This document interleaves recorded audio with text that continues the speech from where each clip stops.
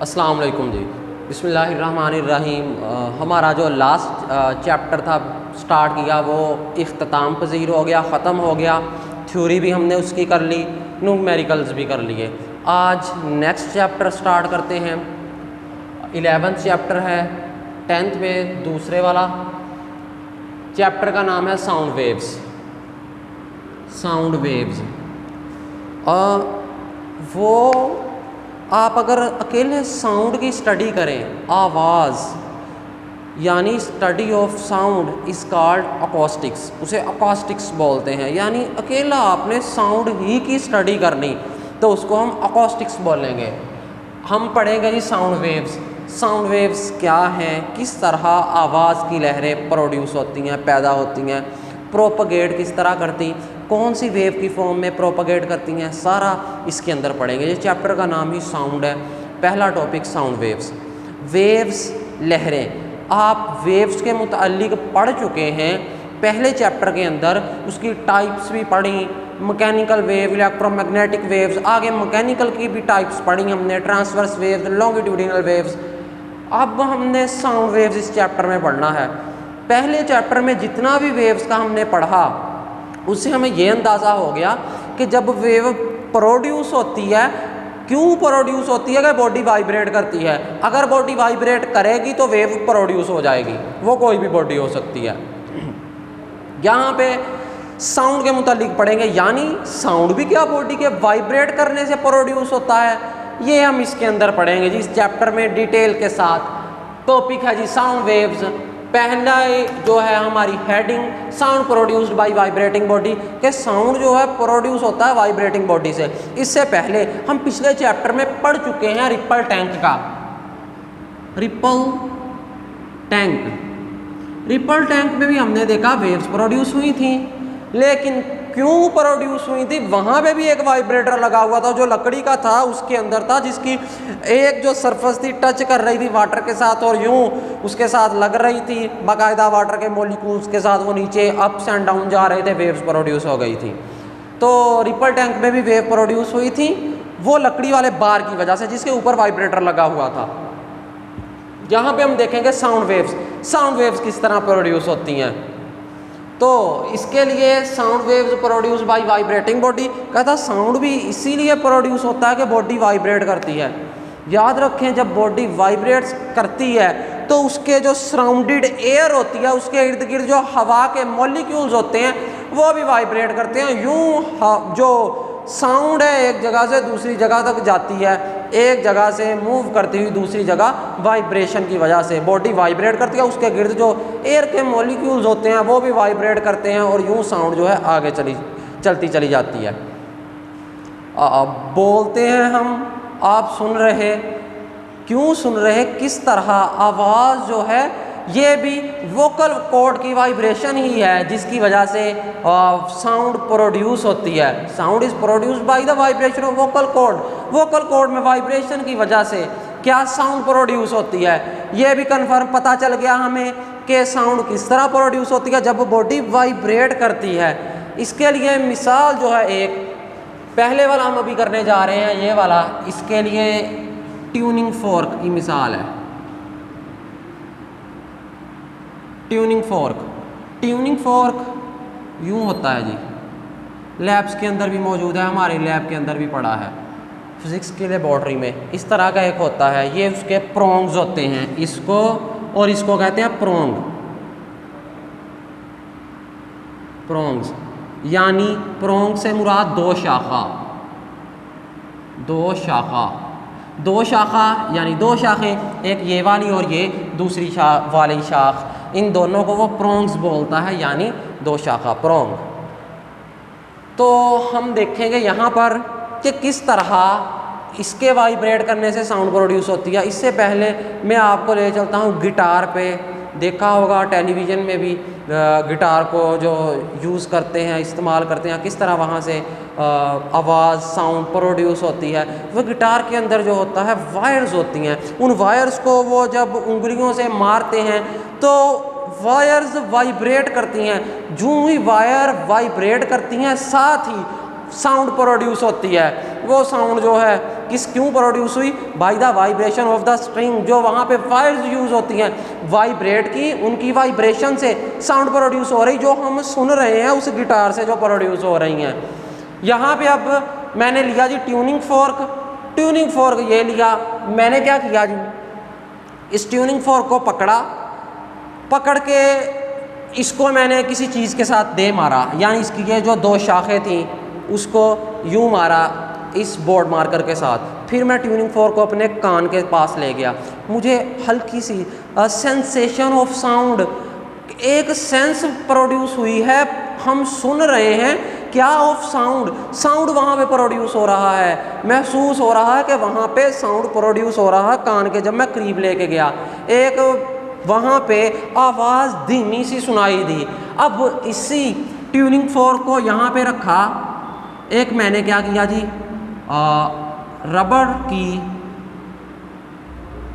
Rubber की जी एक हथौड़ी टाइप लिया जिसके आगे रबर लगी हुई थी, पीछे ये पकड़ने के लिए है जी दस्ता, इससे पकड़ा और यूं ट्यूनिंग फोर्क पे मारा। जब ट्यूनिंग फोर्क पे मारा तो फिर देखा ट्यूनिंग फोर्क के ये जो दो प्रोंग्स थी ये वाइब्रेट कर रही हैं, यूं आगे पीछे यूं यूं यूं यूं यूं ये वाइब्रेट करती हुई हमें दिखाई दे रही हैं।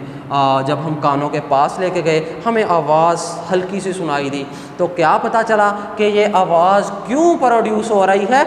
इसके दोनों प्रोंग्स की वाइब्रेशन की वजह से। ये जो प्रोंग्स थे ये वाइब्रेट किए, यूं ही ये वाइब्रेट किए। मैंने कान के पास लेके गया, कान के पास लेके जाने के बाद मुझे एक आवाज़ सुनाई दी धीमी सी। वहाँ से अंदाज़ा हुआ कि ये जो हैं प्रोंग्स किसके, ट्यूनिंग फोर्क के, ये वाइब्रेट कर रहे हैं और इसलिए आवाज़ प्रोड्यूस हो रही है। अदरवाइज़ जब ये रुक गए, मैं फिर कान के पास लेके गया, मुझे तो कोई भी अब सेंसेशन ऑफ साउंड है ही नहीं, पता ही नहीं चल रहा कि आवाज़ भी है। लेकिन जब ये वाइब्रेट कर रहे थे तब कान के पास लेके गया, तब तो मुझे आवाज़ वाज़े सुनाई दी थी, लेकिन थी धीमी सी।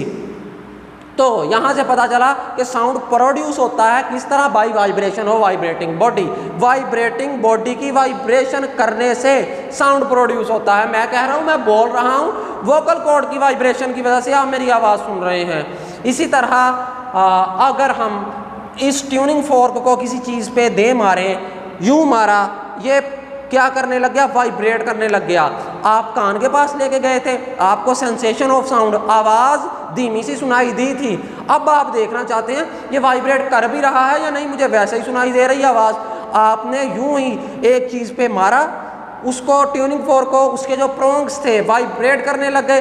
फिर आपने क्या किया, उस ट्यूनिंग फोर्क को एक पानी का जार लिया, पानी का जार, कोई भी पानी ग्लास में ले लें, किसी चीज़ में भी ले लें। आपने उस ट्यूनिंग फोर्क को, ये वाला जो हिस्सा है, इस पानी के अंदर डाल दिया, लट किया। ये मेरे पास एक कंटेनर है छोटा सा, वाटर इसके अंदर मौजूद है, ये वाटर है। आपने क्या किया, इस ट्यूनिंग फोर्क को वाइब्रेट करवाया किसी चीज़ पे मार के। जब वाइब्रेट करने लग गया तो इस ट्यूनिंग फोर्क को आपने इस वाटर के अंदर डाल दिया, यूँ यहाँ से पकड़ा हुआ था, यूँ इसके अंदर वाटर के अंदर डाल दिया। जब देखा आपने कि मारने के बाद इसको डाला गया, तो यहाँ से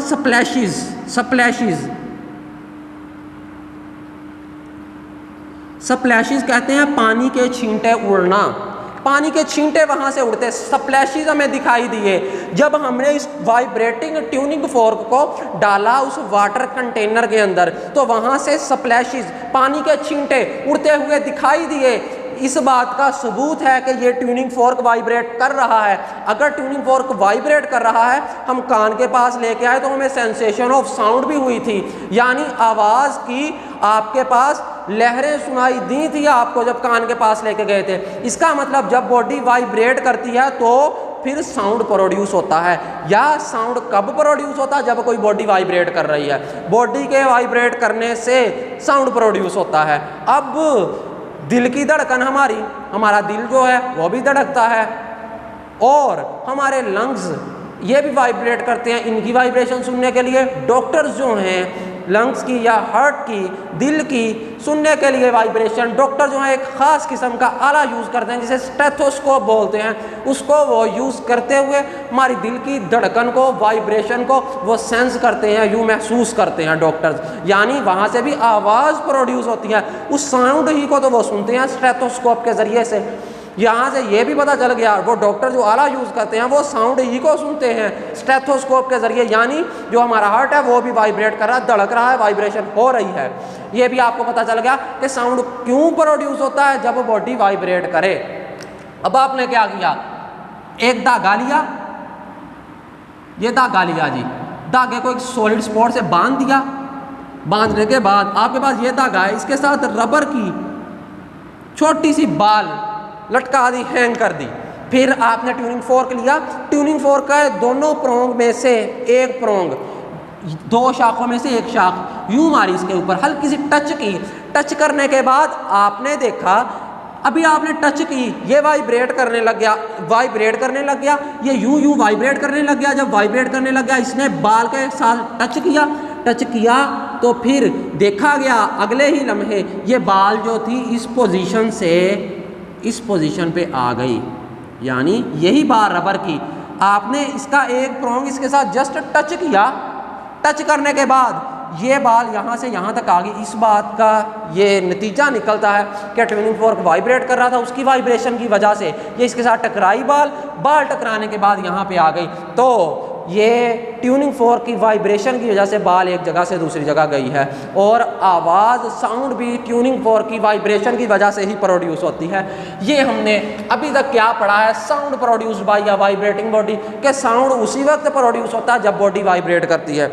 ढोल की मिसाल ले लें, एक ड्रम बीटर, ढोल पीटने वाला, ढोल को जब पीटता है, ज़रबे लगाता है ढोल के ऊपर, तो हम आवाज़ सुनाई देते हैं। गली की वो एंड वाली नुक्कड़ पे ढोल बज रहा होता, हम दूसरी तरफ हमारा घर होता, वहाँ पे सुन रहे कि मोहल्ले में ढोल बज रहा है। वहाँ पे भी क्या होता, जो ढोल की सरफस होती है, ड्रम की सरफस, वो वाइब्रेट ही तो कर रही होती है। जब वो पीटता है एक स्टिक के साथ ढोल को, वो उधर पीट रहा होता, यहाँ पे ज़रबे लगा रहा होता है। ये क्या, इसकी सरफस क्या कर रही होती, vibrate about it's mean position, mean position का गिर्द आगे पीछे यूँ वाइब्रेट कर रही होती। तो वो दूसरे मोहल्ले की एंड वाली घर में ढोल बज रहा, उस सामने हम इस तरफ हैं, हमें यहाँ भी सुनाई दे रहा। क्यों, ये वाइब्रेशन ही की वजह से है कि इसकी सरफस वाइब्रेट कर रही होती। सरफस के वाइब्रेट करने से साउंड प्रोड्यूस हो रहा होता, जो कि हम वो एंड पे सुन रहे होते हैं। यहाँ से ये भी आपने अंदाज़ा लगा लिया कि साउंड प्रोड्यूस होगा कब, जब बॉडी वाइब्रेट करेगी। आगे नेक्स्ट चलते हैं जी। Sound requires material medium for its propagation. ये हमारा हो चुका, ये हमने डिटेल से बात कर ली कि साउंड प्रोड्यूस क्यों होता है, इसलिए होता है जब बॉडी वाइब्रेट करती है। अब दूसरे पॉइंट पे वो कह रहा, साउंड रिक्वायर्स, साउंड को ज़रूरत होती है मटेरियल मीडियम। मटेरियल मीडियम आप ये समझ लें, मैटर के मीडियम की, माध्य के मीडियम की, फॉर इट्स प्रोपगेशन, के वो प्रोपगेशन कर सके, एक जगह से दूसरी जगह जा सके, एनर्जी को लेके जा सके साउंड को जो हम सुनना चाहते हैं।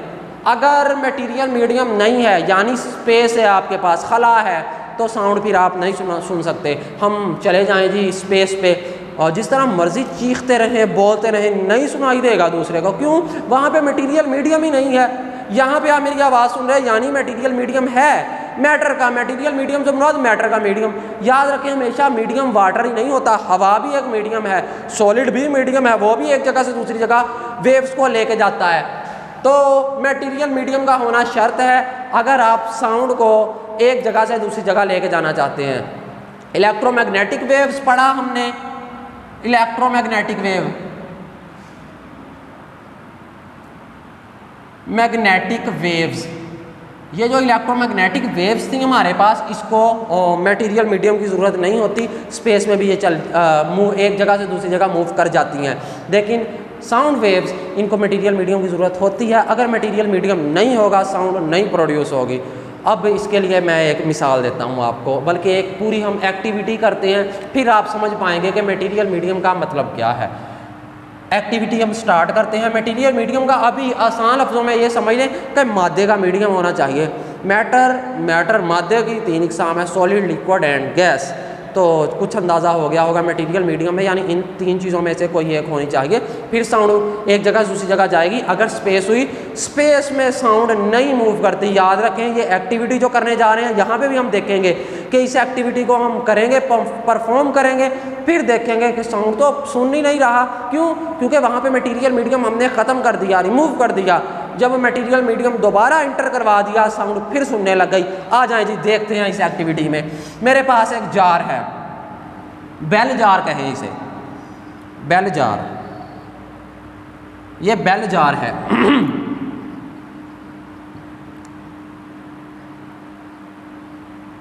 बेल जार है, यानी बेल जार, इसका मतलब इसके अंदर घंटी लगी होगी, बेल लगी होगी। ये बेल है, ये वाइब्रेट करेगी, साउंड प्रोड्यूस होगा। ये बाहर आ गई, इसे हमने पावर सप्लाई दी हुई है जी, सप्लाई दी हुई है बाहर से। पावर सप्लाई का मतलब हम बाहर से ऑन ऑफ कर सकते हैं इस घंटी को। ये रहा। और इस जार को, बेल जार को आपने वैक्यूम प्लेटफॉर्म पे रखा। वैक्यूम प्लेटफॉर्म का क्या मतलब? जब आप चाहें इसके अंदर वैक्यूम पैदा कर सकते हैं, प्रोड्यूस कर सकते हैं। वैक्यूम प्रोड्यूस करने का क्या मतलब? स्पेस, यानी वहाँ से एयर ले ली जाए, जो हवा है वहाँ से रिमूव कर दी जाए। किस तरह, वो भी बात करते हैं। आपने क्या किया जी, इसको रखा है किस प्लेटफॉर्म के ऊपर? वैक्यूम प्लेटफॉर्म, कि जब आप चाहें वैक्यूम प्रोड्यूस करवा सकें, तो वैक्यूम प्लेटफॉर्म है ये। इसके अंदर आपने इसको रख दिया, और यहाँ पे फिर अगर वैक्यूम प्लेटफॉर्म के अंदर रखा तो इसका मतलब क्या? यहाँ पे आपको वैक्यूम पंप भी लगाना पड़ेगा। वो यही है वैक्यूम पंप। वैक्यूम पंप आपने इसके साथ लगा दिया। वैक्यूम प्लेटफॉर्म का ये मतलब होगा कि आपने वैक्यूम पंप लगाया है। जब आप चाहें पंप को ऑन करें, ये हवा को, उसके अंदर जो एयर होगी उसको रिमूव कर देगा, यहाँ से हवा ख़त्म कर देगा। जब हवा ख़त्म हो जाएगी, जो स्पेस बन जाएगी, वैक्यूम बन जाएगा। अच्छा, अभी वैक्यूम जो था आपके पास पंप, आपने इसको ऑन नहीं किया, घंटी को इसके अंदर रखा, पावर सप्लाई से ऑन का बटन दबा दिया गया जी, पुश कर दिया। कौन सा बटन? ऑन का। जब आपने घंटी को ऑन किया, आपने देखा घंटी मुसलसल बज रही है, आप आवाज़ सुन रहे हैं। रिंगिंग द बेल, बेल जो है रिंग कर रही है, बज रही है, आप सुन रहे हैं आवाज़ इसकी जो प्रोड्यूस हो रही है। फिर आपने क्या किया?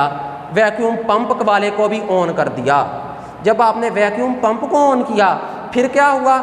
यहाँ से जो एयर थी वो रिमूव होनी शुरू हो गई। वैक्यूम पंप काम ही यही करता है। आपने 9th में केमिस्ट्री के अंदर दूसरे चैप्टर में पढ़ा होगा कि जब इलेक्ट्रॉन उसने डिस्कवर किया था, डिस्कवरी ऑफ इलेक्ट्रॉन, तो किस तरह हुआ था जी? उसने वैक्यूम पंप भी लगाया था कि वहाँ से वैक्यूम बना दिया था। किसने? शायद सर विलियम क्रूक ने या किसने। तो यहाँ पे अब पावर सप्लाई आपने दी, घंटी को ऑन किया, ये वाइब्रेट करने लग गई। आपको घंटी की आवाज़ सुनाई दे रही है, बाहर खड़े हैं आप, पास ही घंटी की आवाज़ आपको सुनाई दे रही है। आपने क्या किया? वैक्यूम पंप वाले को भी ऑन कर दिया। जब ऑन किया, हवा जो थी, एयर थी, वो वहाँ से रिमूव होना शुरू हो गई। आपने महसूस किया कि अब आवाज़ धीमी से धीमी होती चली जा रही है। पहले ज़्यादा थी, अब लेकिन ज़्यादा नहीं रही, अब स्लो स्लो स्लो धीमी सी हो रही है। आवाज़ मध्यम होती जा रही है। मध्यम होती होती इस कदर मध्यम हो गई, अब आपको सुनाई ही नहीं दे रही। घंटी बजती दिखाई दे रही है, पावर सप्लाई ऑन है, घंटी बज रही है, आवाज़ सुन नहीं रही। वजह क्या? कि अब यहाँ पे सारा जो है वैक्यूम आ चुका है, एयर रिमूव हो गई है। अब यहाँ पे वैक्यूम है जी, वैक्यूम, वैक्यूम है अब यहाँ पे। अब हवा नहीं है। जब हवा नहीं, एयर नहीं, अब घंटी तो बज रही है, लेकिन हमें महसूस, सुन नहीं रहे, देख रहे हैं कि घंटी बज रही है, आवाज़ सुनाई नहीं दे रही। इसका मतलब यहाँ पे वैक्यूम प्रोड्यूस हो रहा है। वैक्यूम ना होने की वजह से आवाज़ सुनाई नहीं दे रही। यहाँ पे हमने क्या कहा? Sound requires material medium. जब आपने एयर को रिमूव कर दिया, अब मटेरियल मीडियम नहीं रहा। हवा एक मटेरियल मीडियम है, लेकिन जब एयर को आपने वहाँ से रिमूव कर दिया, अब वैक्यूम बन गया। इसका मतलब वहाँ पे कोई मटेरियल मीडियम रहा ही नहीं। अगर मटेरियल मीडियम नहीं रहा, आवाज़ आपको सुनाई नहीं दे रही। जब वैक्यूम आया, जब वैक्यूम बन गया, वहाँ पे वैक्यूम पंप की वजह से आपने सारी हवा को निकाल दिया वहाँ से, वैक्यूम बन चुका। इसका मतलब मटेरियल मीडियम जो हवा थी पहले अब वो नहीं रही, रिमूव हो गई। जब रिमूव हो गई अब आपको आवाज़ भी नहीं सुनाई दे रही। जब आवाज़ नहीं सुनाई दे रही तो फिर आपने क्या किया, वैक्यूम पंप को ऑफ किया और हवा इसके अंदर इंटर करवाई। जब एयर इसके अंदर इंटर होना शुरू हो गई आपको चंद एक लम्हों के बाद ही सुनाई देने लग गई दोबारा आवाज़, लेकिन अब स्लो है, धीमी सी है। फिर आहिस्ता आहिस्ता उसकी आवाज़ बढ़ी और फुल हो गई।